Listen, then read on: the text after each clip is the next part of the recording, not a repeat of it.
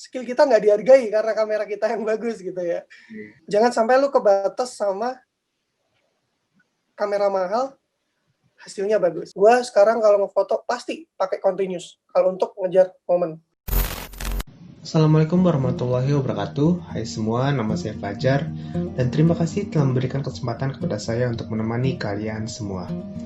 Nah, pada kesempatan kali ini saya tidak akan bahas mengenai hal horor karena hari ini saya akan bahas mengenai fotografi. Akhir-akhir bulan ini banyak sekali fotografer-fotografer pemula yang bermunculan di saat pandemi ini. Nah, mau tahu kelanjutannya? Setelah pesan-pesan berikut ini.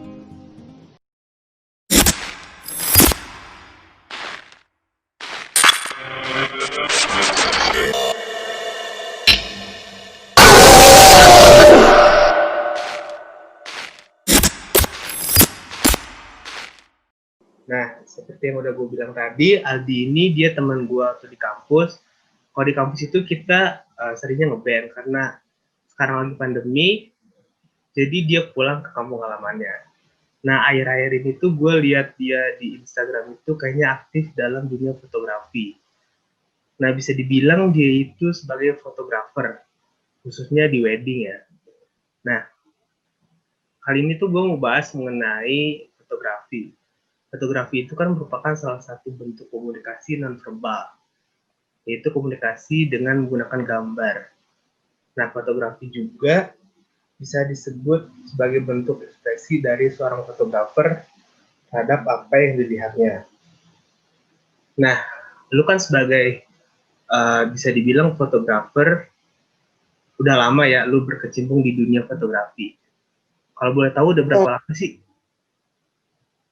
Sebenarnya kalau lama sih belum terlalu lama, cuman karena kemarin waktu kita semester 3 kan ada mata kuliah fotografi itu. Jadi kayak mulai minatnya tuh dari situ. Kayak jadi semenjak ada mata kuliah fotografi jadi kayak kepo-kepo gitu sama fotografi. Terus pengen ya akhirnya kelanjutan sampai sekarang. Iya. Nah, gue tuh pengen nanya sama lu nih ya, lu kan sebagai fotografer. Nah, sekarang itu kan banyak fotografer pemula itu yang selalu memotret subjek atau pemandangan itu selalu di tengah gitu loh. Padahal kan kalau kita bisa ngikutin patokan rule of third, itu kan pasti agak ke samping kan, nggak di tengah kan ya? Iya. Nah, menurut lu kalau misalkan foto di tengah itu salah nggak sih? Atau sah-sah aja gitu?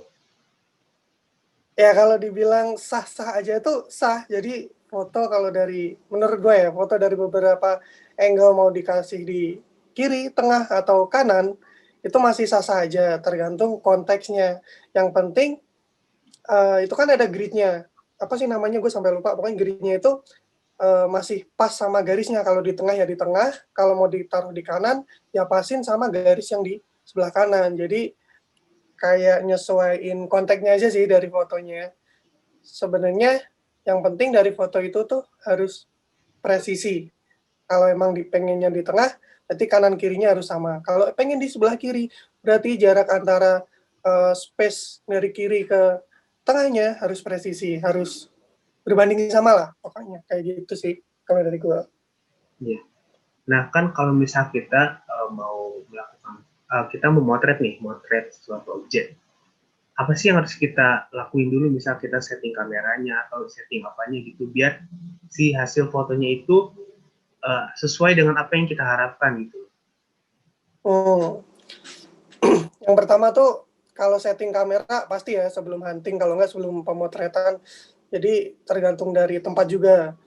Pertama yang kita setting pasti kalau kamera kan kita nyeting shutter sama ISO. Itu kan pasti kan, karena itu adalah dua pengaturan tentang cahaya sama aperture juga. Jadi bukaan kamera, shutter sama ISO pasti disetting. Dan yang kedua itu nyesuaiin tempat. Seumpama kalau kita tempatnya di tempat yang street atau background bangunan atau gimana, kita tetap nyesuaiin dari white balance. Jadi kalau dari white balance itu biasanya aku pakai Kelvin. Jadi dari gua tuh pakai Kelvin, gua ubah-ubah. Kalau semakin tinggi dari Kelvin itu, umpamanya 4.000 ke atas itu semakin kuning. Tapi kalau semakin rendah Kelvinnya, jadi itu semakin biru. Jadi nyesuaiin tempatnya aja. Kalau lu pengen tonnya agak kuning dan agak gimana ya, agak indah dilihat dan bernuansa warna dikit, berarti Kelvinnya dinaikin aja gitu. Jadi kayak nyesuaiin white balance-nya gitu sih. Terus untuk selebihnya, kalau wedding dalam indoor biasanya nyeting lightning perlu.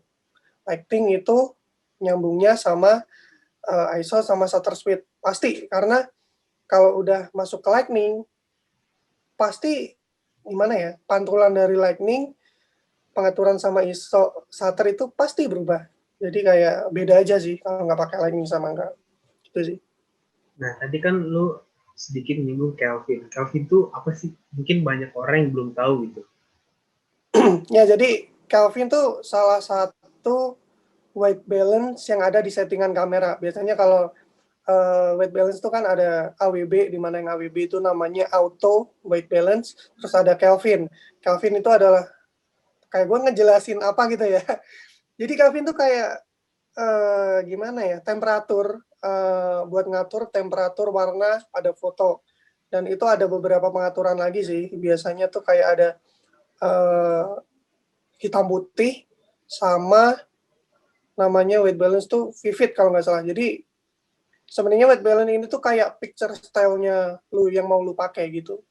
Dan kalau Kelvin itu kebanyakan yang dipakai para fotografer, soalnya bisa buat nyesuaiin, bisa mau dibikin kuning, bisa mau dibikin dingin, bisa gitu.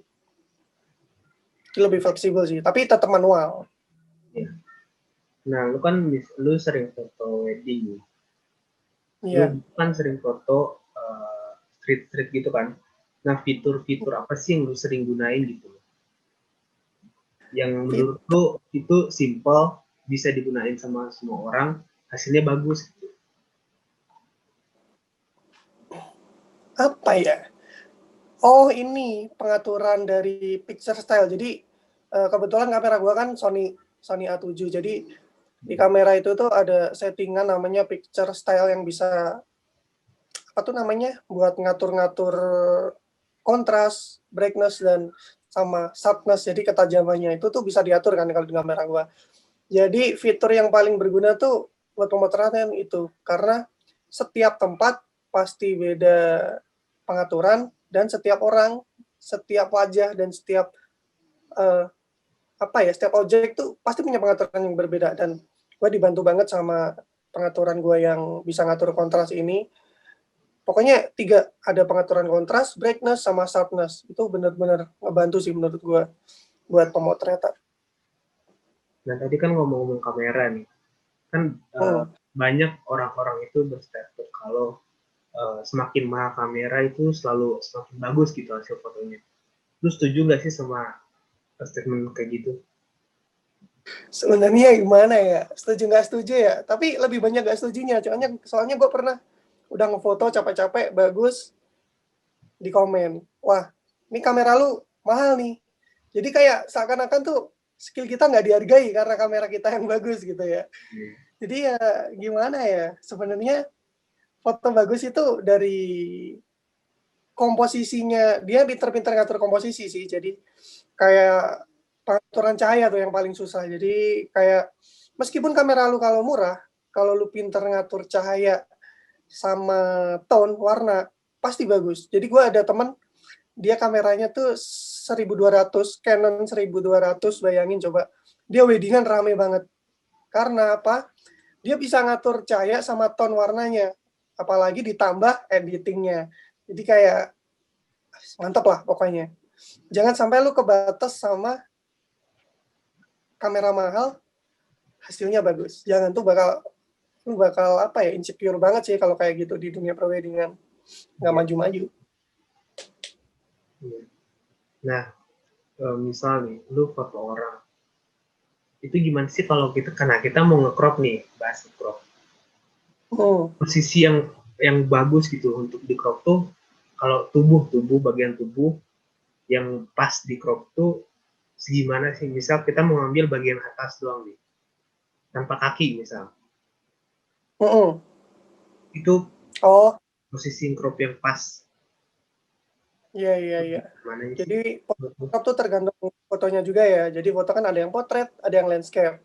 Nah, berarti semuanya kalau ini nih, ini gambar gua kan potret nih. Ya, Kalau potret standarnya tuh segini. Jadi kalau ingin emang, oh ya tergantung komposisi foto juga. Kalau emang konteksnya itu potret dan itu objeknya dekat, ya udah sekalian aja nge-crop itu yang jelas ya. Jadi kayak umpamanya segini ya udah sekalian dari perut ke atas jadi masih jelas. Tapi kalau emang jauh sekalian mau di crop itu bisa sekalian full badan tapi tetap ngeliatin jaraknya dari kepala tuh 3 jari.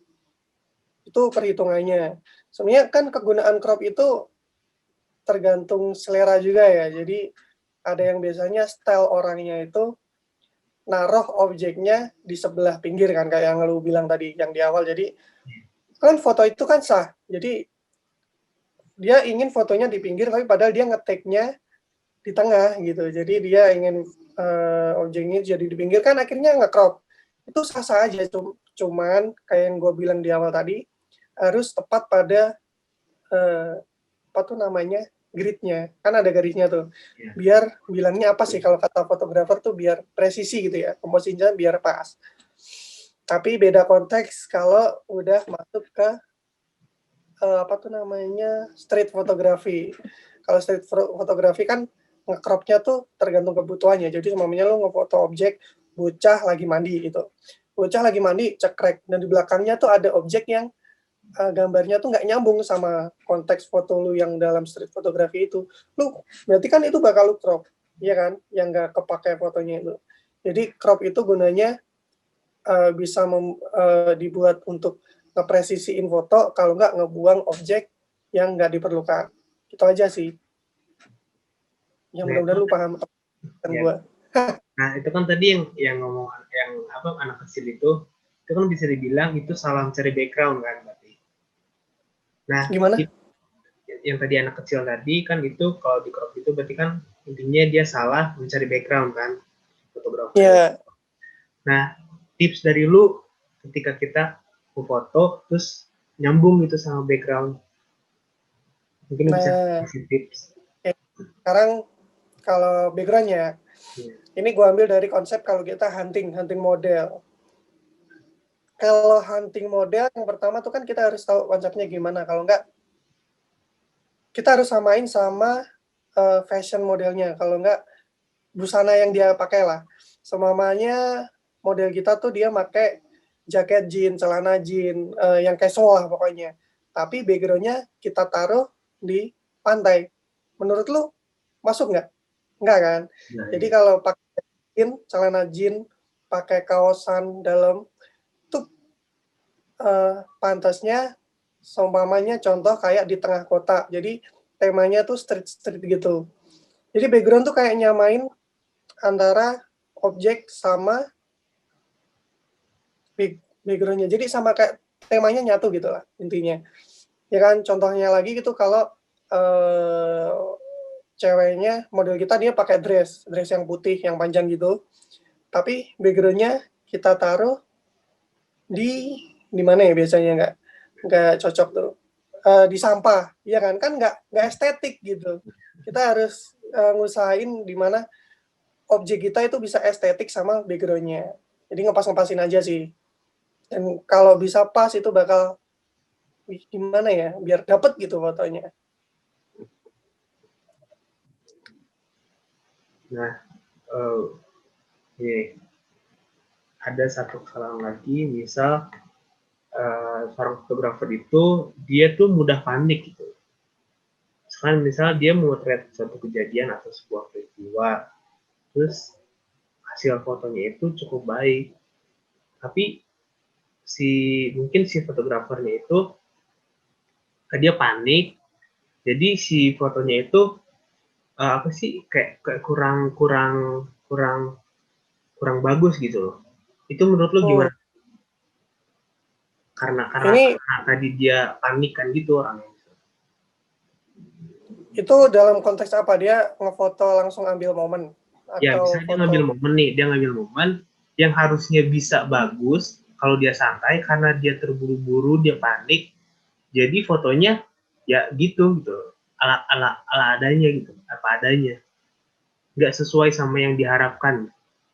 Oh, ya jadi kalau dari pengalaman dari gue ya, gue tuh pernah waktu ngefoto akad. Jadi bener-bener waktu itu tuh gue kan freelance. Tapi Iya. freelance kan gue biasanya tuh kalau pas acara akad tuh satu tim tuh 3 orang. Jadi 2 foto, 1 video, ya kan. Nah kebetulan waktu itu gue ternyata satu tim temen gue tuh ada yang nggak bisa. Jadi gue cuman 1 video, 1 foto. Jadi bener-bener yang foto kan yang nge-backup gue.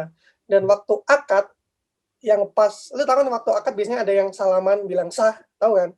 Nah itu tuh gue fotonya bener buru-buru karena gue nggak ada yang nge-backupan, gue harus ngefoto yang bagian full, bagian close up, bagian full, bagian close up. Jadi waktu itu ada yang pas bagian bener-bener penting, eh gimana ya? Nggak dapet, jadi dapet tapi kurang, angle-nya tuh menurut gue kayak kurang gitu, terlalu biasa dan monoton. Ya salah satunya cara yang bener-bener bisa kita lakuin ya editing, pasti editing, dikasih kayak kalau di Photoshop sih bisa dikasih kayak efek-efek putih atau gimana gitu menurut selera kita sih, itu kalau udah terlanjur.